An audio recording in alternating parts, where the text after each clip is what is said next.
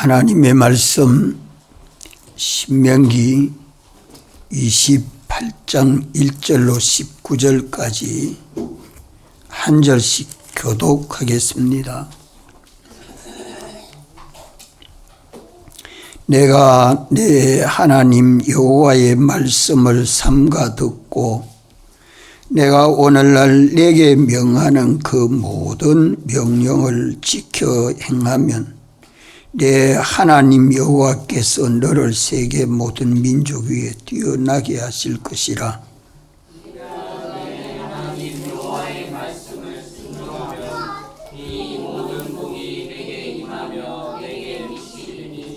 성읍에서도 복을 받고 들에서도 복을 받을 것이며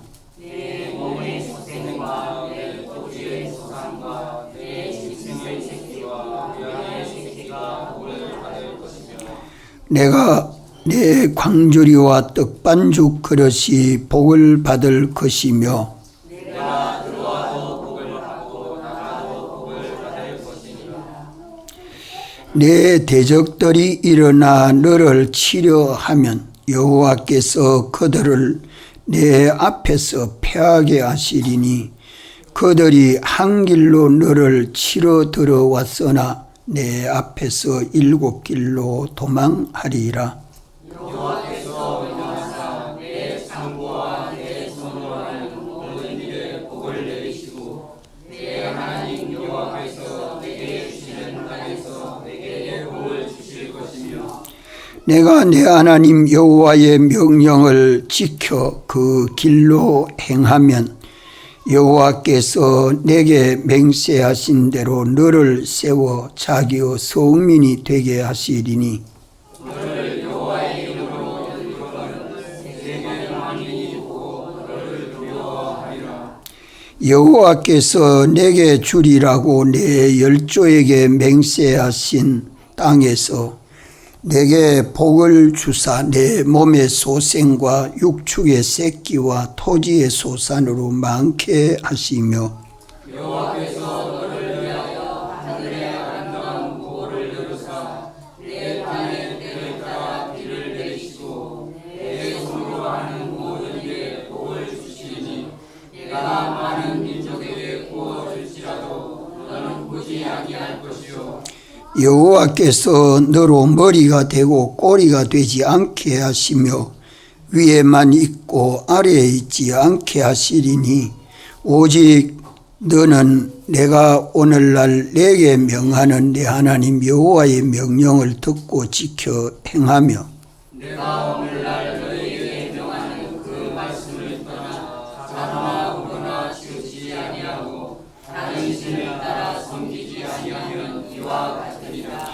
내가 만일 내 하나님 여호와의 말씀을 순종하지 아니하여 내가 오늘날 내게 명하는 그 모든 명령과 규례를 지켜 행하지 아니하면 이 모든 저주가 내게 임하고 내게 미칠 것이니 내가 성읍에서도 저주를 받으며 들에서도 저주를 받을 것이요 또 내 광주리와 떡반죽 그릇이 저주를 받을 것이요 내 몸의 소생과 내 토지의 소산과 내 우양의 새끼가 저주를 받을 것이며 내가 들어와도 저주를 받고 나가도 저주를 받으리라. 아멘. 하나님이 주시는 복을 받아서 우리가 영광스럽고 존귀한 구원을 얻게 됩니다. 하나님이 주시는 복을 받지 못하면 그것이 저주지요. 따라서 우리가 구원은 얻되 불 가운데서 구원 얻은 것과 같다 말씀합니다. 성경에 계약된 우리 구원과 복은 이루 말할 수 없습니다.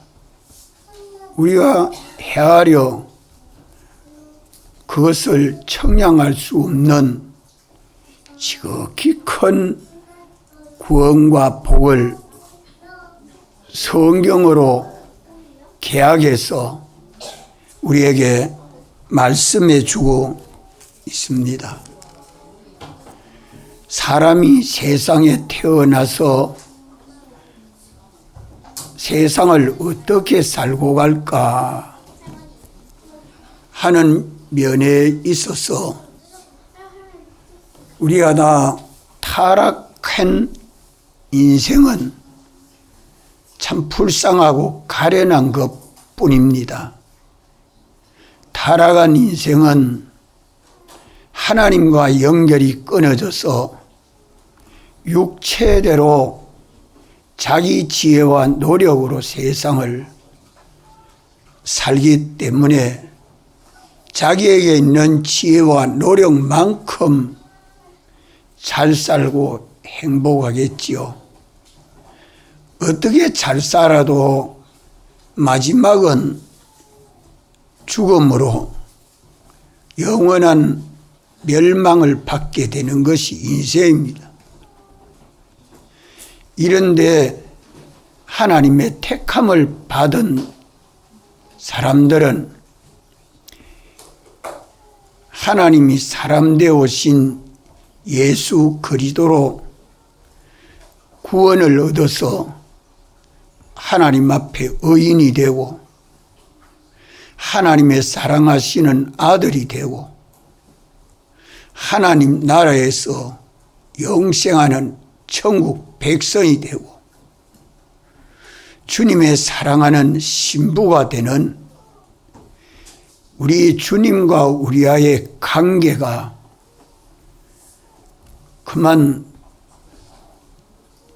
죄인이 의인된 이 차이가 얼마나 큰 차이며 마귀의 자식이 하나님의 아들 된 게 얼마나 큰 차이며 세상 사람이 천국 백성이 되어서 영생한다는 게 얼마나 큰 구원입니까? 죄와 허물로 죽었던 우리들이 주님의 사랑하는 신부가 된다는 것이 얼마나 큰 구원입니까?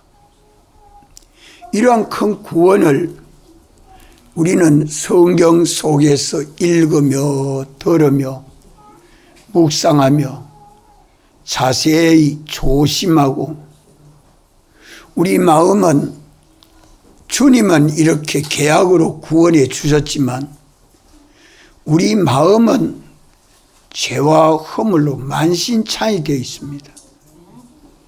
얼마나 미련하고 강팍하고 악한지. 그러나 이것도 새 뱃조가리 같이 깨끗하게 할 수 있도록 새로운 마음이 돼서 어린아이의 살같이 깨끗하게 새롭게 우리 마음이 변화되도록 하는 길이 주님의 피가 구속해 주셨고 성경 말씀으로 우리가 얼마든지 주여 지은 죄를 깨달아 알고 회개만 하면 새롭게 변화받는 길을 말씀하고 있습니다. 그래서 하나님 앞에 바쳐지는 제물이 되고 이 세대를 본받지 말고 우리 마음을 새롭게 함으로 변화를 받아라. 그것은 하나님의 말씀과 기도 외에 없습니다.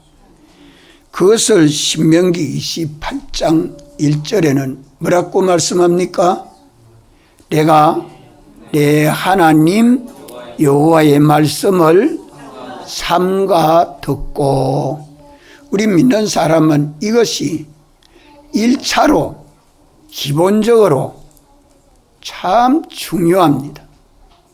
이 삶은 평소에 항상 말씀으로 자기를 깨끗게 하는 이 일을 힘써야 합니다. 우리 버릇이 잘못 들어있는 신앙생활이라도 오늘부터라도 고쳐서 날마다 하루 첫 시간부터 우리는 내 마음을 새롭게 하자. 우리 가정을 새롭게 하자. 나의 계획을 새롭게 하자. 나의 주장을 새롭게 하자. 나의 마음의 소원을 새롭게 하자. 새롭게 하는 것은 하나님 말씀대로 새롭게 해야 합니다. 그 이유가 어디에 있다고요? 그 이유가 어디에 있다고요? 오늘 주님이 내게 말씀해 주시는 그 명령을, 그 음성을 듣고 지켜 행해야 되기 때문입니다. 신구약 성경은 66권으로 양이 작다면 작고 많다면 참 많습니다. 이는 우리 신앙생활이 되는 그 표준을, 법칙을 전부 다 계약해 준 말씀이고, 내 현실마다 지켜 순종해야 하는 것은 대개 어떻게 지켜 행하고 있습니까? 내가 지켜 행합니다. 내가 지킬 수 있는 거 지키고 지킬 수 없는 건 안 지키고, 지키고 싶으면 지키고 지키기 싫으면 안 지키고, 내게 유익이 된다 싶으면 지키고 내게 유익이 안 되면 안 지키고, 내 형편을 따라서 내가 주일도 지키고 안 지키고 계명도 지키고 안 지키고, 그 신앙생활은 무슨 주의라고요? 무슨 주의? 율법주의. 따라 율법주의. 다른 말로 말하면 주관주의라 이 말이야. 주관주의. 자기 마음대로 예수 믿습니다. 자기 마음대로 성경을 이용합니다. 자기가 성경을, 계약을 이용합니다. 거기에는 계약이 우리에게 실상될 수 있습니까? 없습니까? 없습니다. 절대 없습니다. 왜? 그 행위에는 악이 있기 때문에, 자기 중심의 악으로 살기 때문에 그렇습니다. 우리가 율법주의라 하니까 뭔지를 알지 못하고 계명만 지키면 율법이고 믿음으로 살기만 하면 은혜주의인가? 그거 잘못 알고 있습니다. 그 중심을 잘 알아야 됩니다. 율법은 법을 지켜야 구원을 얻는다 해서 자기가 지키는 거죠. 그래서 율법주의자들은 예수님이 세상에 오셨지만 예수님을 영접하지 못했습니다. 예수님을 십자가에 못 박는 원수의 걸음을 걸어서 멸망했습니다. 그것이 신약교회의 종말입니다.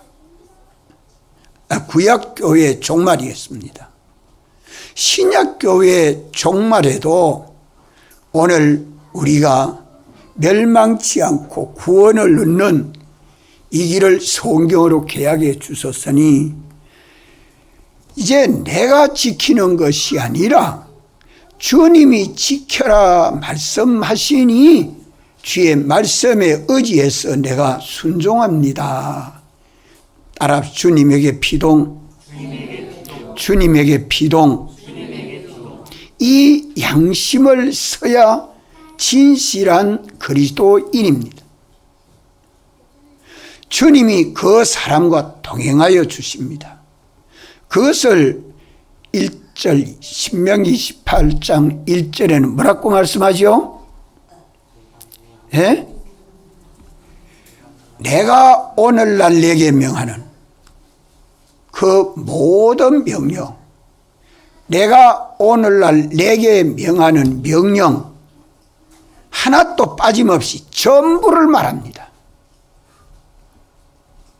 68절까지 내려 읽어가면서 환경이 바뀔 때마다 계명을 지켜야 될 계명이 똑같습니까? 다릅니까?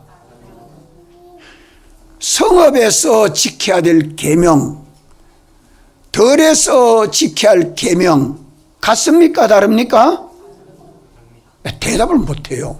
다릅니다. 같습니까? 다릅니까? 대답 잘 안 나와요? 몸의 소생을 양육하는 계명하고 짐승을 양육하는 계명하고 또 같습니까? 다릅니까? 그걸 말을 합니다. 그것을 여기 말씀하고 있어요. 환경이 바뀔 때, 현실이 바뀔 때마다 지켜야 될 다른 계명은 어느 계명을 내가 지키라고 주님이 직접 말씀해 줍니다. 어떻게? 성령으로 감동해서 가르쳐주는 주님의 말씀은 참되고 거짓이 없는 진리라고 말씀합니다.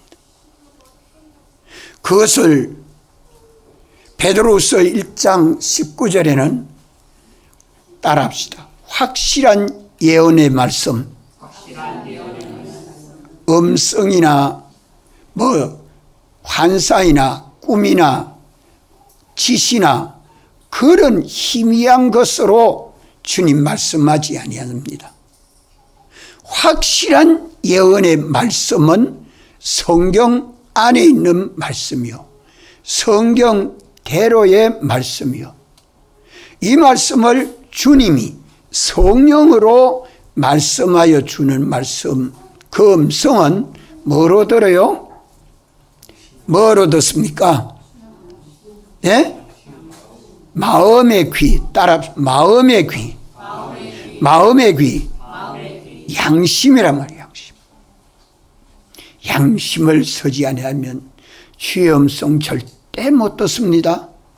읽어도 들어도 신앙생활에도 제 마음대로 살지 주님 좋아하는 대로 살지 못합니다. 저는 설교하는 게 제일 힘든 것이 이 면입니다. 오늘 무엇을 주님 설교해야 되겠습니까? 이것을 얼른 알려주지 않을 때 얼마나 내 마음이 무겁고 힘든지 모릅니다. 성경 본문이 정해지면 반이 정해졌습니다. 그 본문을 어떻게 설교해야 됩니까? 또 가르쳐 줘야 됩니다.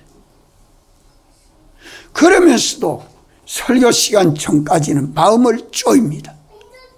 주님 앞에 매달려야 됩니다. 설교만 그렇습니까?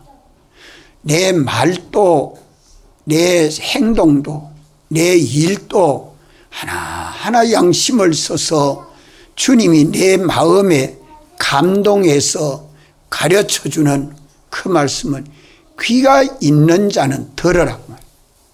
귀가 없는 자는 못 듣습니다.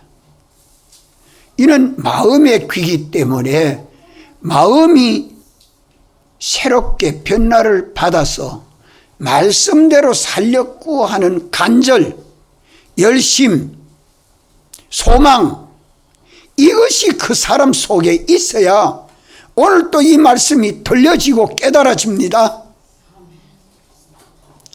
그저 내 마음에 욕심 나는 대로 그렇게 세상을 살아가는 것은 아담 하와가 사는 방법으로 사는 겁니다.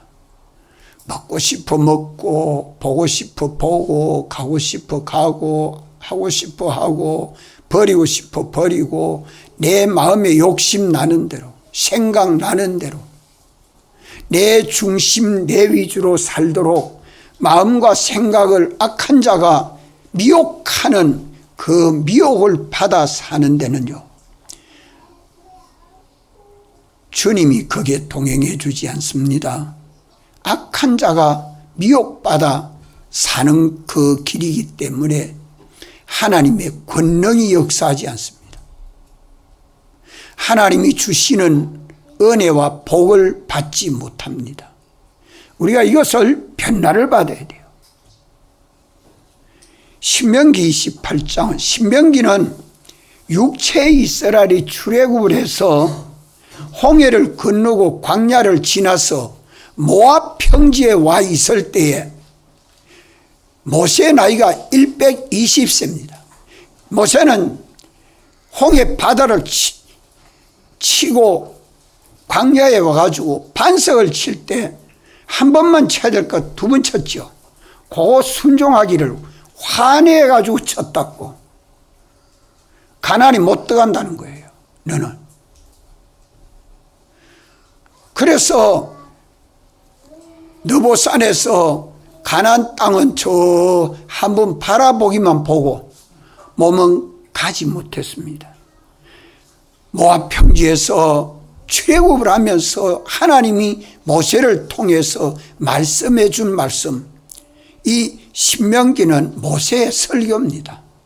모세의 설교. 이스라엘 백성들에게 설교해 주는 하나님의 말씀이죠. 가나안 땅에 들어가거든 이렇게 살아라. 이렇게 살아라. 하나님이 우리들에게 이렇게 역사해 주셨다 하는 그 말씀을 기록해 주었는데 28장은 하나님은 복과 저주의 주권을 가지고 모든 복이 하나님에게서 나온다. 그 근원을 분명히 말씀해 줍니다. 하나님이 주시는 복을 받지 못해서는 누구든지 세상을 어떻게 살아도 멸망뿐이다. 이 말씀이 오늘 우리에게 얼마나 강하게 깨달아지고 믿어집니까? 이게 참 깨달아지고 믿어지면 우리 인생의 길이 바뀝니다. 변화가 돼요. 이제까지 살았던 이 세대를 따라서 살았던 것을 주님에게로 바꾸려고 하니까 얼마나 힘들겠습니까? 오늘까지 쌓아놓은 거 그거 다 버리지 않으면 안 되는, 내가 주님을 따라가는 데에 걸림돌이 되는 것은 다 내버려야 되죠. 어떤 것이 사로잡는 것이든지 사로잡히면 못 따라가는 거 아닙니까? 이래서 우리의 심령을 새롭게 해야 되기 때문에 네 하나님 여호와의 말씀을 삼가 읽고 듣고 묵상해라. 그 이유는 내가 오늘날 내게 명하는 그 모든 명령을 지켜 행해야 세계 모든 민족 위에 뛰어나는 이 구원과 복을 받을 수 있는데, 지켜 행하려고 하면 율법에 기록된 거 그거 지킨다고 복 주는 게 아니라 이 말이요. 그래서 구약교회 성도들이 실패를 했습니다. 신약에 와서 많은 것을 말씀해 주는 게 보충된 것을 지금 말씀하고 있습니다. 사도 바울을 통해서 너희 몸을 하나님 앞에 산 제사로 드리고 이 세대를 본받지 말고 마음을 새롭게 함으로 변화를 받아라. 선한 양심이 하나님을 향하여 찾아가느니라. 마음이 청결한 자는 복이 있나니 하나님을 볼 것이며, 많은 것을 말씀합니다. 예. 그래서 우리의 마음은 어린아이와 같은 마음, 겸손하고 진실한 마음, 신앙 양심을 길러야 됩니다. 우리는 이것을 예배에서 제일 많은 은혜를 받습니다. 집회 가서 폭포수같이 은혜를 받는 기회입니다. 그래서 집회가 오면 모든 일 다 제쳐놓고 가려고 하는 이유가 거기에 있습니다. 그저 주일날 와서 오전 오후 은혜 받고 나면 그거 가지고는 부족하기 때문에 한 주일 동안 모든 일을 제쳐놓고 집회 가서 말씀을 들어도 그게 잘 안 들리죠. 무슨 말씀이지? 또 교회 와서 이걸 자꾸 책임질 해 줍니다.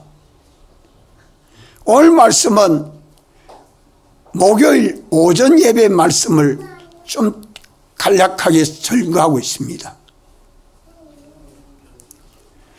그래도 무슨 말씀인지 내게 와서 이게 깨달아지고 믿어져서 확신이 가야 되고 변화를 받아야 오늘 주님이 내게 하시는 말씀을 듣는, 음성을 듣는 귀가 있도록 귀를 열어야 되는데, 눈을 띄워야 되겠는데, 신뢰한 눈을 좀 띄워야 되겠는데 참 답답하죠. 우리 이것이 새롭게 변화를 받아야 합니다. 그 이유가 어디에 있다고요? 그 이유가 어디에 있어요? 주님의 음성을 들어야 하기 때문에. 오늘 내가 지켜 순종해야 될 주의 명령은 몇 가지라고요? 몇 가지로 말씀해요? 두 가지인데 한 가지입니다. 하지 말아야 할 것과 해야 될 것, 하지 말아야 할 걸 하지 아니하고 해야 될 것 하는 것은 하나지요. 그러나 그걸 분석하면 둘이다. 그걸 예수님이 오셔가지고는 그 길을 어떻게 말씀하죠? 하지 말아야 할 것은 무슨 길로 말씀해요? 넓은 길. 해야 되는 것은 좁은 길. 하지 말아야 할 그것은 꽉 찼습니다. 그래서 그걸 많은 사람들이 가는 넓은 길. 해야 하는 것은 좁은 길, 진리로 가는 길. 나 하나가 가야 한 좁은 길이란 말이에요. 내 하나가 행해야 되는 좁은 길이란 말이에요. 그것을 간추려서 오늘 14절에서는 뭐라고 말씀합니까? 14절 말씀, 28장 14절 다 같이 한번 읽읍시다. 내가 오늘날 너희에게 명하는 그 말씀을 떠나 좌로나 우로나 치우치지 아니하고 다른 신을 따라 섬기지 아니하면 이와 같으리라. 이와 같다는 말은 무슨 말씀이죠? 하나님이 주는 구원과 복을 받는다는 말씀이죠. 주님이 해라는 말씀, 참되고 거짓이 없는 진리, 이건 하나밖에 없는데 이 한 길로 가야 되는데 좌로 치우치든지 우로 치우쳐든지 하면 누구 섬긴다고요? 좌로 치우든지 우로 치우쳐서 다른 길 가면 누구 섬긴다고요? 다른 신, 악한 마귀 종된다는 말이에요.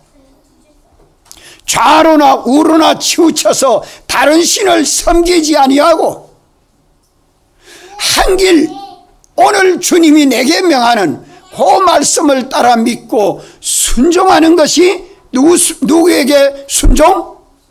주님에게 순종, 주님에게 비동, 주님 따라서 구원과 복을 받는 길, 이 한 길을 주님이 명령하여 주시는데 그 명령을 뭐로 듣습니까? 뭐로 들어요? 마음의 귀, 신앙 양심, 진실한 마음, 진실한 생각, 진실한 소원,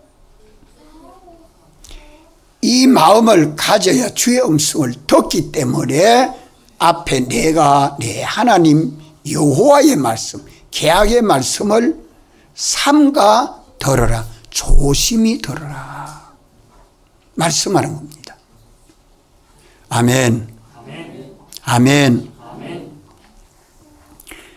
그런데 이 말씀 한 말씀, 오늘 주님이 증거해 준 이 말씀을 지켜 순종할 수 있도록 먼저 내 현실을 만드시고 나를 그 현실로 인도하시고 말씀해 줍니다. 그 현실은 누가 만든다고요? 누가 만들어요?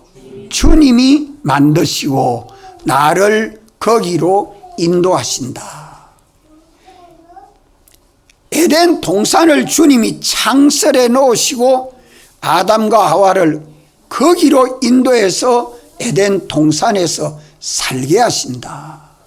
가나안 땅을 정해 놓으시고 아브라함과 그 후손들이 거기 가서 살게 하신다. 오늘 우리 연실은 장래에 우리에게 올 하나님의 나라 천국이 건설되는 연습장, 훈련장이 오늘 우리 현실입니다. 내 연실은 주님 모시고 주님과 동행함으로 천국이 건설되도록 세상에 거하고 있는데 아직 완성되지 아니한 천국이 건설되도록 내 연실을 만드시고 주님은 인도해 주시기 때문에 주님이 내게 만들어 주시는 이 연실은 보배입니다. 다니엘이 바벨론에 포로되어 갔기 때문에 다니엘은 유명한 선지자가 됐습니다. 다니엘의 연실은 포로되어 간 노예로 갔지만 거기서 어떻게 해서 그렇게 유명하게 됐습니까? 어떻게 해서 유명하게 됐죠? 주님의 음성을 듣고 주님의 그 계명을, 주님의 그 말씀을 듣고 믿고 순종하는 그것을 계속했습니다. 인내했습니다. 그 훈련 받는 것이 몇십 년 걸렸어요? 70년 걸렸어요. 70년 동안 하루 3번씩 기도하는 거 그거 계속합니다. 그 다니엘이 하나님 말씀에 순종함으로 이스라엘이 구원을 얻는 길이 열려진 겁니다. 하나님이 주시는 은혜와 복을 받는 길이 열려진 것입니다. 이래서 오늘 또 주님이 내게 만들어 주시는 나의 가정, 나의 직장, 나의 삶, 나의 형편이 어떤 형편이라도 우리는 뭐 하지 말아야 돼요? 원망하지 말아야 돼요. 불평하지 마십시오. 탄식하지 마십시오. 주님이 내게 이 현실 만들어 준 것은 얼마나 큰 보배인지 모릅니다. 얼마나 많은 것을 투자해서 내 현실을 만들어 주었는지 주님의 투자는 헤아릴 수 없도록 크고 많습니다. 왜? 장래에 만물을 그리스도와 함께 영원히 다스리고 하나님의 은혜로 충만케 할 그리스도인이기 때문에 그리스도와 함께 제사장, 선지자, 왕으로 양육해야 되는데 그런 훈련장이 얼마나 보배로운지 모릅니다. 이걸 깨닫고 우리는 현실을 주님이 만들어 주시는 이 현실은 참 보배로운데 어떤 현실을 만나도 거기서 나는 뭐 해야 되겠습니까? 주님의 음성을 들어야 돼요. 주님의 음성. 그래서 성읍에서도 복을 받고 집 덜에 나와도 복을 받고 자녀들을 양육해도 복을 받고 짐승을 길러도 복을 받고 우양을 길러도 복을 받고 원수가 쳐서 들어와도 복을 받고 나가도 복을 받고 그런 모든 형편들이 바꾸어지는 현실들을 하나하나 구체적으로 말씀하고 있지 않습니까? 우리는 형편을 만나면 주님 앞에 기도합니까? 주여, 내가 여기서 무엇을 어떻게 해야 됩니까? 주님이 우리 마음에 성령으로 마음을 감동해 주시고 진리로 생각나게 하셔서 참되고 거짓이 없는 영감과 진리를 깨달아 알게 하시는 것이 성령의 역사가 있고, 또 한쪽에는 악령의 미혹도 함께 있습니다.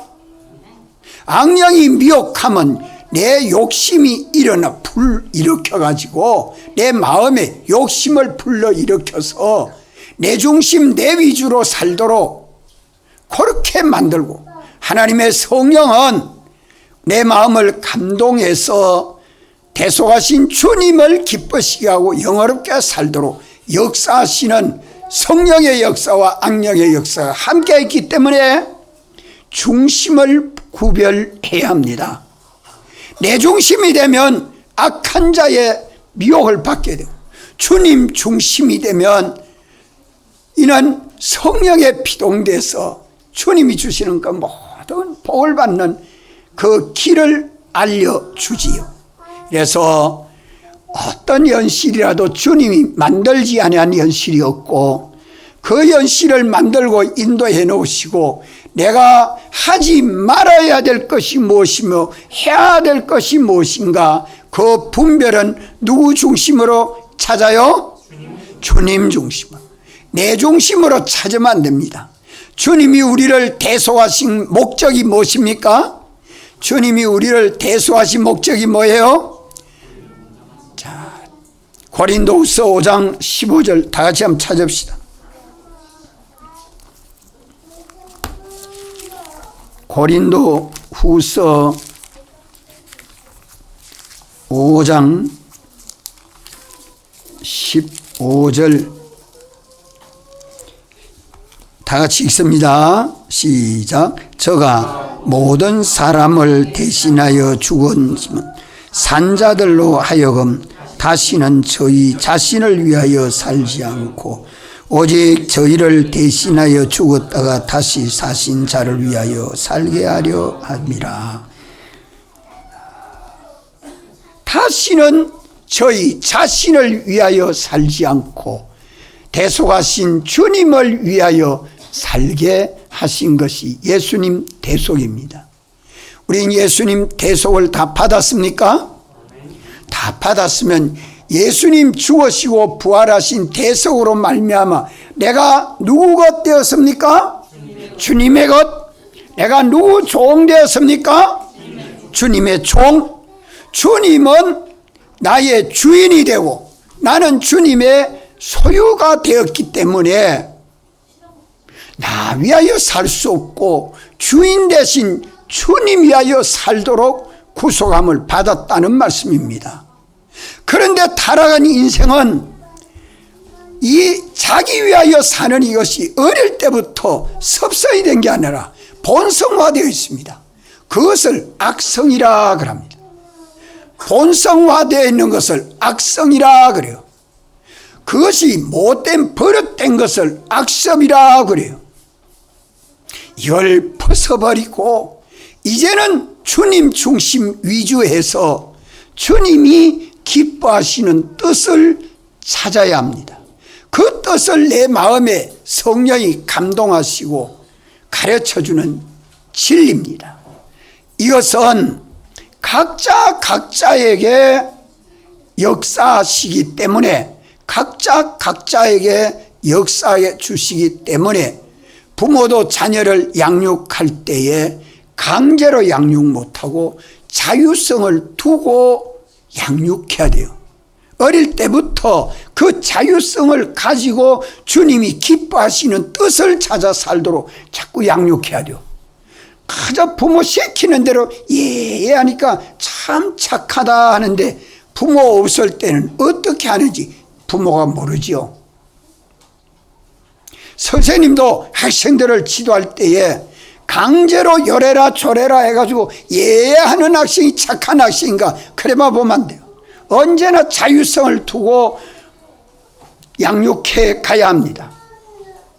교회 우리의 모든 삶이 자유성을 가지고 있습니다.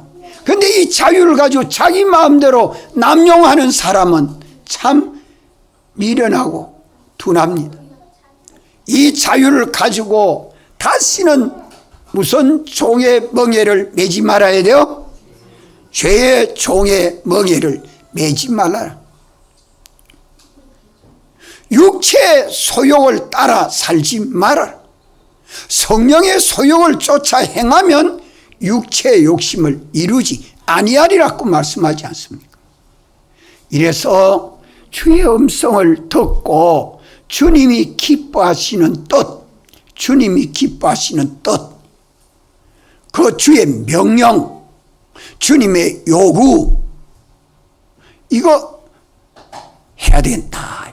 요거 행하면 그것은 성경 안에 있는 진리요, 성경대로의 진리요, 이 진리와 함께 성령이 역사하는 길이기 때문에 하나님의 권능이 역사하고 하나님이 주시는 그 모든 은혜가 넘치는 길입니다.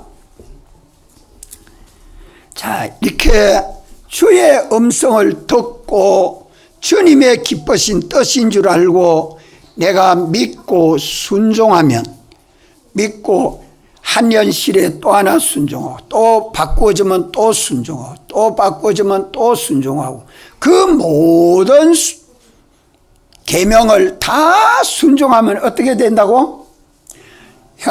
현실을 실수하지 않고 실패하지 않고 그 모든 명령을 지켜 행하면, 그 모든 명령을 지켜 행하면 어떻게 돼요? 세계 모든 민족 위에 뛰어나게 된다. 이 일을 누가 했어요? 누가 성공했어요? 예수님이 성공했다 이 말이에요. 예수님 세상에 오셔서 아버지의 뜻을 찾아 아버지의 뜻대로 순종합니다. 성전에 가도, 집에 있어도, 빈들에 나가도, 제자들과 함께 어디에 나가도, 환자가 와서 기머리가 와도, 안전뱅이가 나타나도, 중풍병자가 와도 주님은 언제나 주님 자기 뜻대로 하지 않고 누구 뜻대로?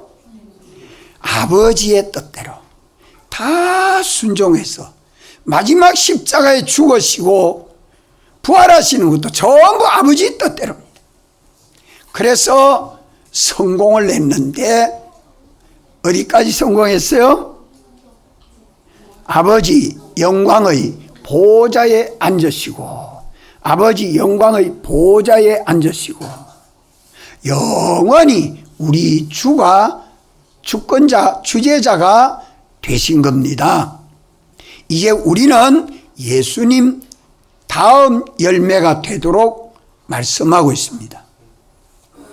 우리는 주님의 기쁘신 뜻대로 믿고 순종하는 일을 한 것만큼 성공합니다. 한 것만큼 누구를 본받고 닮아요? 예수 그리스도를 본받고 닮아가는 게 우리 구원입니다. 그것이 이루어진 것만큼 하나님이 주시는 그 모든 은혜로 풍성하게 됩니다. 이것이 영원히 그리스도와 함께 제사장, 선지자, 왕 노릇하게 되지요. 그러면 이 세계 모든 민족 위에 뛰어나는 성공을 하도록 성경의 계약은 몇 가지로 해놨어요? 세계 모든 민족 위에 뛰어나도록.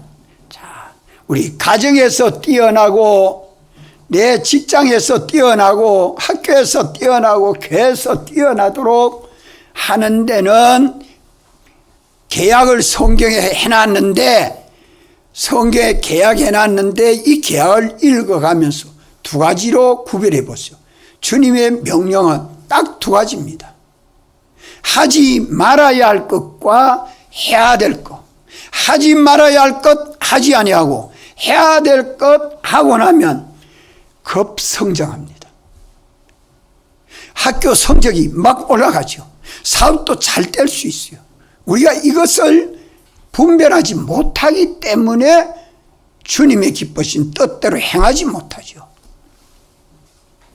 이래서 하지 말아야 할 것을 아니하고 해야 될 것을 하면, 두 가지만 하면 일이 바쁠까요? 여유가 있을까요? 왜 여유가 있을까?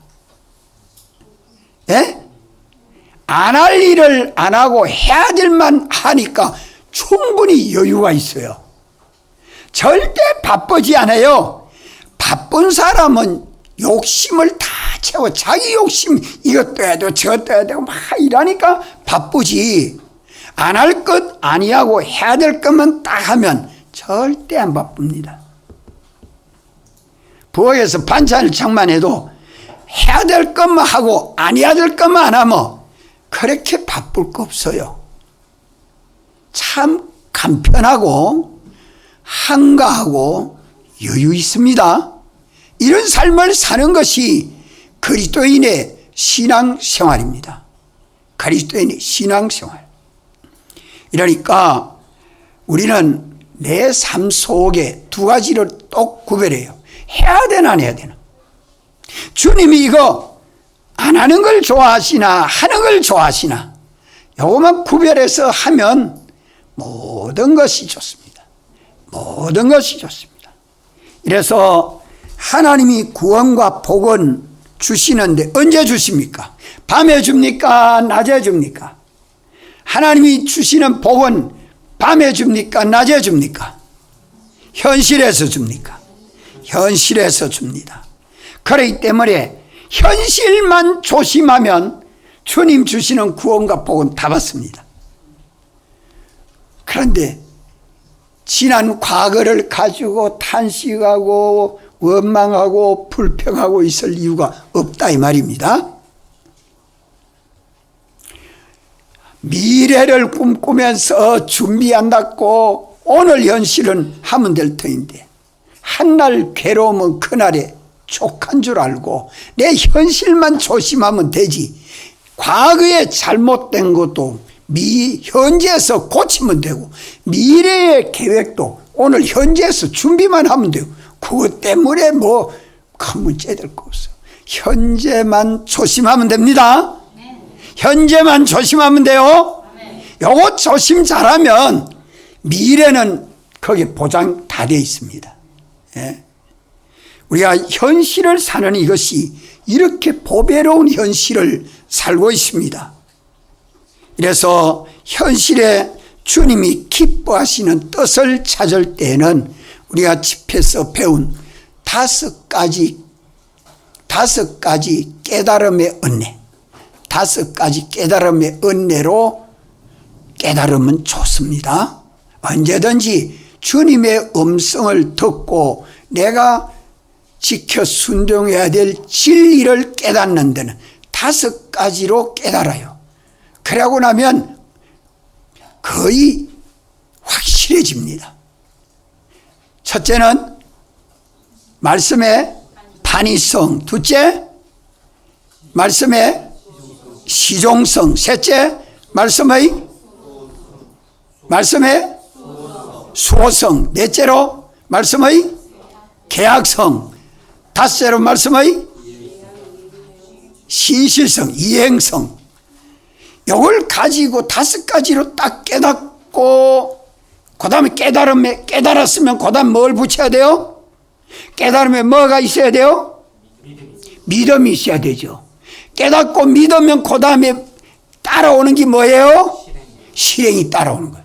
그건 깨닫고 믿었으면 실행은 자연스럽게 따라옵니다. 억지로 실행하는 건 아니에요. 그저 기쁘고 즐거워요. 깨닫는 게 50%나 차지합니다. 다니엘은 사자굴에 가서 죽는 것도 구원과 복이요. 다니엘이 사자굴에서 살아나오는 것도 구원과 복이. 아이고 죽기가 싫어서 하면 그거는 자기 중심의 욕심이죠. 내가 가서 죽어야겠다는 자살이죠. 그저 사나 죽으나 주님의 기쁘신 뜻대로 믿고 순종하는 기도는 변동이 없습니다. 하니까 사자굴에 던져지는 것은 내가 들어간 겁니까? 주님이 던져였습니까? 주님이 던져였는 거죠. 그러니까 책임은 누가 져줘야 돼요? 주님이 책임져줘야 되지. 이러니까 살아도 복, 죽어도 복이에요. 주님에게 피동은 참 좋습니다. 이래서 우리가 구원의 도를 주의 음성을 듣고 지켜 행하면 반드시 뭐가 따라온다고요? 깨닫고 믿으면 다음에 뭐가 따라와요? 실행이 따라오고, 실행이 오면 무슨 열매가 맺어요? 구원의 열매, 의의 열매가 있다 이 말입니다. 그 열매가 없으면 안 돼요. 이 열매가 좋은 나무는 좋은 열매가 맺고 나쁜 열매는 나쁜 열매가 맺죠. 열매를 봐 그 나무를 알고 있다 말이에요. 이러기 때문에 열매가 어떤 열매가 맺어지는가, 그 사람이 어떻게 신앙생활했는가가 이 콜입니다. 이것을 살펴서 자기를 항상 돌아보아서 주님을 향하여 다름질해야 됩니다. 성경대로 계약한 대로 꼭 주님은 응답하시고 역사합니다. 그런데 우리 신앙생활 해보면 주님의 뜻을 찾아 믿고 실행해보면 제일 먼저 받는 복이 뭐예요? 경제입니다. 경제. 경제면이 걱정 없이 해결되는 거예요. 경제가 해결되면 그 다음에 뭐가 해결될까요? 자기의 삶이 풍성해집니다. 그게 문화지요. 자기의 삶이 풍성해져요. 넉넉해져요. 그 다음에 뭐가 만들어져요? 그 속에 인물이 나옵니다. 그 속에 설모 있는 인물이 나와요. 가정도 믿음의 가정이 살면 경제가 풍성해지고 그 안에 삶이 풍성해지고 그 안에 인물이 신앙의 인물이 나옵니다. 이러기 때문에 이게 다 뭐냐? 열매다 이 말이에요. 열매다. 우리는 주 안에서 이렇게 살아가야 할 것입니다. 다 같이 한번 통성으로 기도드리겠습니다.